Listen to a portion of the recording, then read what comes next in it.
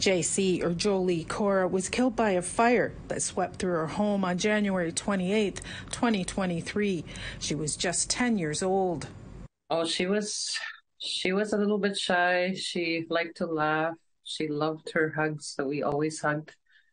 There was hardly ever a day that we went without hugging and saying, I love you, the good nights. She wanted to be a teacher when she grew up. And she loved riding around in the Ski-Doo trails. She loved going for rides. JC's mom, Jen Wabano, says that tragic night she had stepped outside to the garage for a few minutes. When she came back in, fire was already engulfing their home.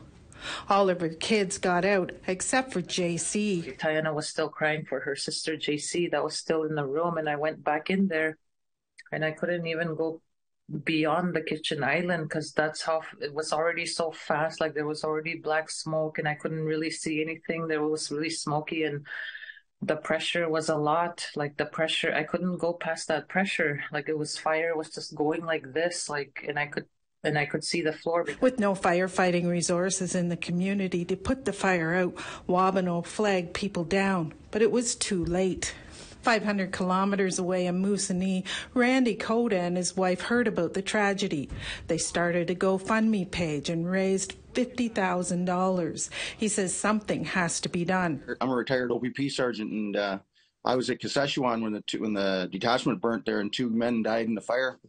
And this isn't a today issue. This has been going on for years and years, where there's no fire protection for these communities. The government gives a fire truck and it sits in Winnipeg, but we don't have a firehouse. It's like putting the cart in front of the horse. Just last week, another fatal fire in northern Ontario on Pikangikum First Nation took 3 lives, including an 8-year-old child.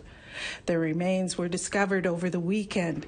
In a statement sent out on Wednesday, the Anishinaabe Nation once again asked for something to be done. NAN submitted a 3-year proposal to Indigenous Services Canada in 2022 to continue the Amber Strange campaign's work to provide smoke detectors to all homes and educate members on fire safety.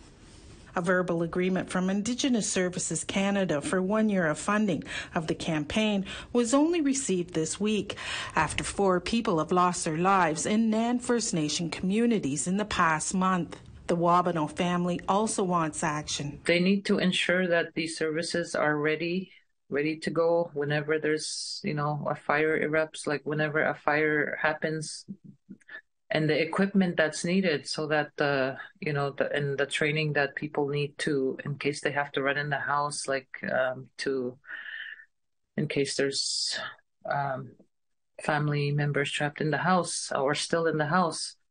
They should have that equipment. They should have the fire hall. They should have the fire truck.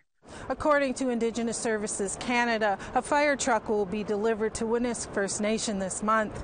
It has sent emergency workers to Pikangikum and ensures the replacement of firefighting equipment in the community. Annette Francis, APTN National News, Ottawa.